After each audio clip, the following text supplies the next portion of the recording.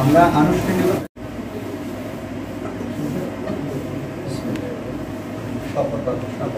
আমি শাহ মঞ্জুর মোর্শেদ চৌধুরী, পিতা শাহ ফজলুল হক চৌধুরী, জেলা নওগাঁ মৎস্য উপজেলার চেয়ারম্যান নির্বাচিত হইয়া সশ্রদ্ধ চিত্তে শপথ বা দৃঢ়ভাবে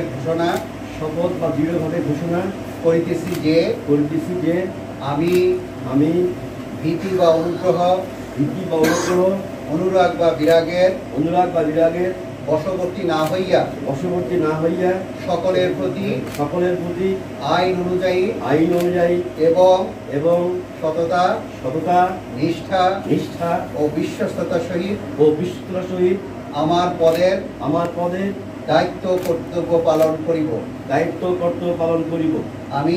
আমি বাংলাদেশের প্রতি অকৃত্রিম বিশ্বাস ও আনুগত্য পোষণ করিব। ধন্যবাদ।